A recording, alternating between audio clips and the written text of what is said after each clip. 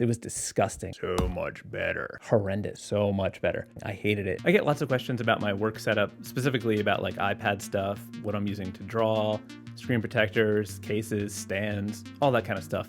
And although I've done a setup video in the past, that one's pretty old and a little outdated.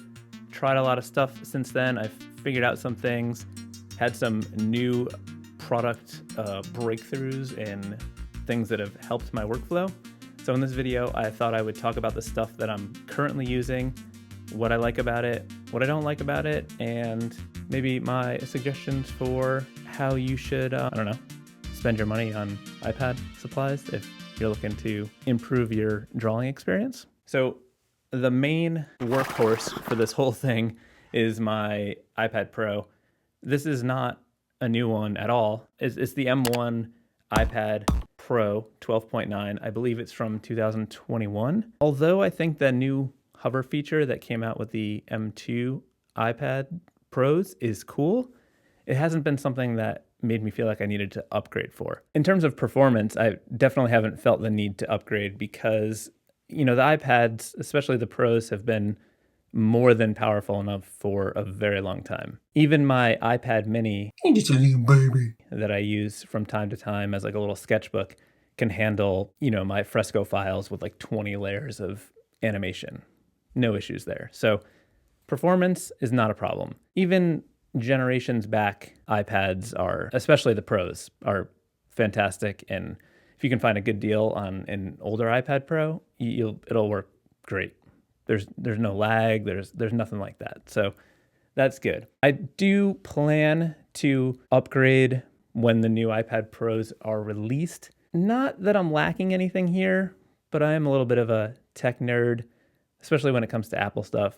I would say I'm more of an Apple nerd than a tech nerd, but there's rumors of a bigger size. And although I'm happy with the 12.9 inch size, I like the idea of something slightly bigger. I hear that they may do like a 14 inch. I think that would be pretty cool, especially because I don't use a Cintiq anymore. I do everything with my iPad, and when I have to work in a desktop app like Photoshop, even though I know there's an iPad version of Photoshop, it's not the full thing, I will just use this as like a Cintiq. So I do plan to upgrade when the new one comes out, but I don't need to. Now, in terms of drawing on this iPad, I can't stand the feel of just like the regular glass display.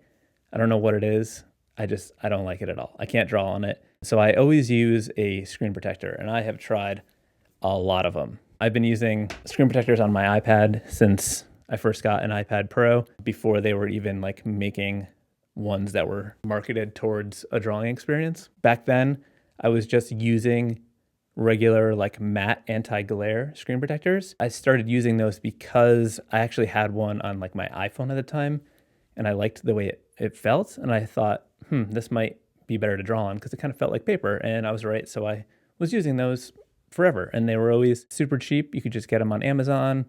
They were like Tech Armor or iCares or whatever, and they were super cheap. And then as the years went on, these different brands came out that were marketing these towards drawing, and the prices were going up and up. And to be honest, I couldn't really tell if they were actually any better or any different. So this time around, I decided to do an experiment and order the cheapest iPad screen protector that I could find on Amazon. But this is the KCT one, and when I ordered, this was the cheapest one available. And it's a 2-pack. This was under $10 for 2. Came with everything to install it. And I've been using this for about 2 weeks now, and it's great. I will say that I have noticed it's kind of chewing through iPad pencil tips a little bit more so than the paper-like one I was using before, and maybe the Astropad one I had on after that. But I've also been using these generic Apple, not really generic, but not Apple replacement tips. I did a review on those, but I can talk about it here. They're just made by a company called Timovo, and they work just as well as the Apple pencil tips. Even, a whole 6-pack of pencil nibs plus a 2-pack of these is still half the price of something like a paper-like. Now, as a professional illustrator who, this is how I make my living. I want the best possible experience. If the paper-like gave me a better drawing experience, I would be more than happy to pay the extra money for it. In my experience, although the new Paperlike provides a better viewing experience because it's less cloudy than, for example, one of these more generic screen protectors, the problem is to do that, they have to remove some of the texture, and that makes the drawing experience not as good. And on top of that, I found that because I draw so much on the iPad, it was getting very scraped up. And then it looked even worse than a cloudier matte anti-glare screen protector. Works great. If you're concerned about Apple pencil tips wearing down, you can get the Timovo less expensive ones.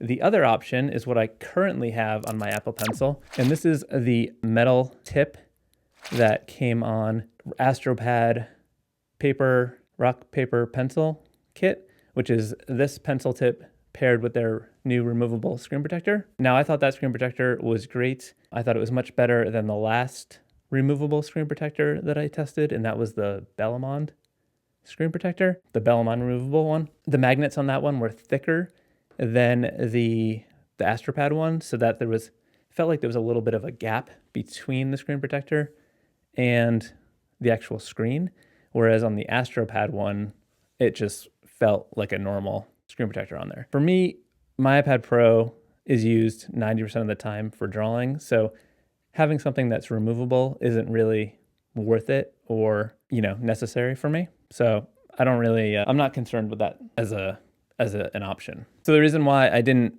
stick with the removable one is that because it was removable, I'd take it off from time to time, and then you'd get a little piece of dust underneath it and stuff like that. And it just, wasn't perfect. And I like to have a nice, perfect setup to draw with. So if you're someone who watches a lot of video or uses your iPad for more than just drawing, I think that is the best removable option. So definitely something to consider there. But back to the screen protector, after about 2 to 3 weeks of drawing on this, I don't see any scratches or anything like that. This one is holding up a lot better than the Paperlike one did. The texture feels really good. The drawing experience is really good. Although I'm using this Astropad metal pencil nib, which sort of mimics a ballpoint pen, I don't love it. I like it quite a bit. It does feel good. It does feel like you can get more precise, possibly a little bit more control. I don't know how to describe it, but it feels almost like it moves a little bit, like maybe it's slightly loose. And listen, I'm the first to admit it. I'm a little crazy. I have tactile issues where little things like that can kind of gross me out, but it's only once in a while.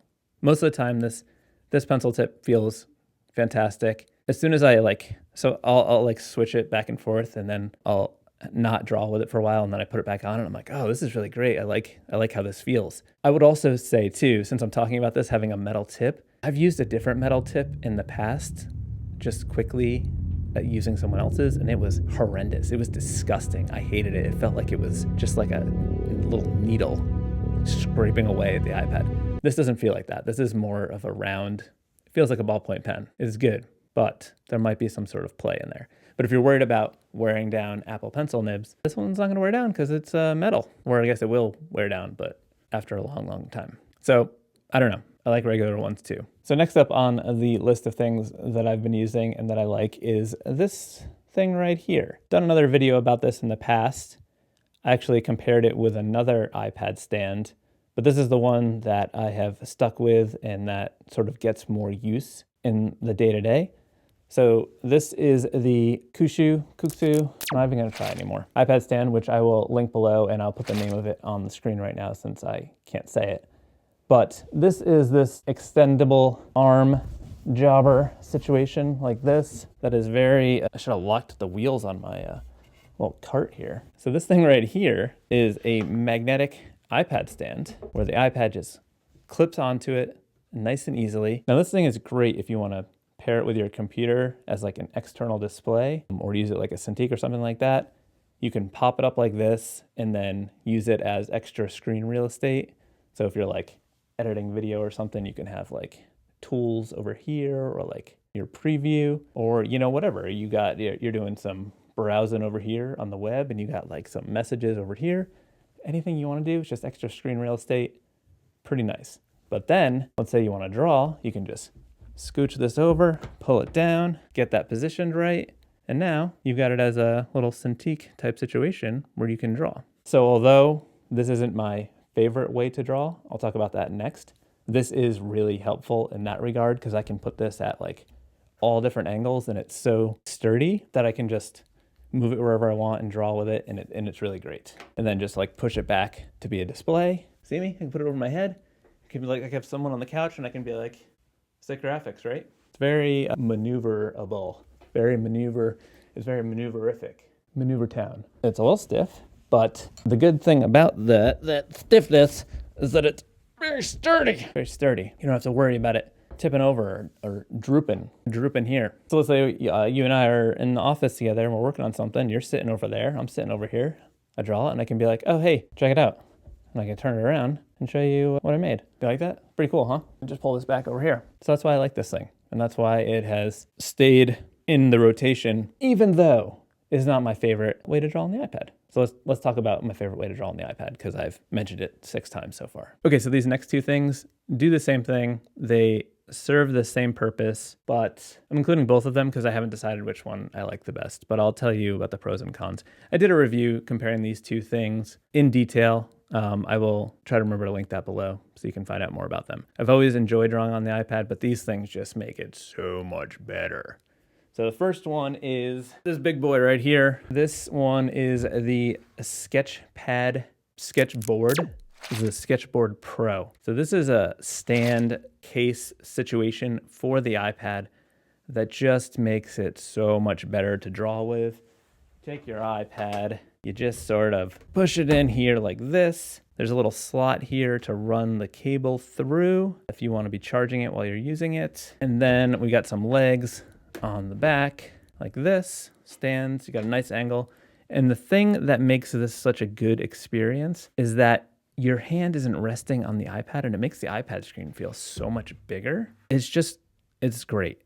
It makes the iPad feel very large. The cool thing about the Sketchboard Pro is that this middle area here is like a rubber area, which also has a place to put your pencil. That's not the cool thing though. This is removable so that if you upgraded to a different size iPad, you would be able to just get that middle part. It's like a little fit kit, if you will, for the new iPad, which is pretty cool. The other thing that is good about this is the back side down here is pretty open, and that lets the iPad breathe.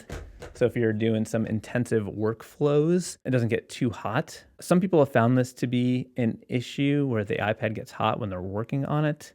I don't know if it's maybe like a non-pro version or I don't know, because I don't have that issue that much. The only time it really gets hot is if I'm working while it's plugged in, which I do pretty often, but it still doesn't get that hot when I'm using the Sketchboard Pro. But, you know, there's different environments, different things going on.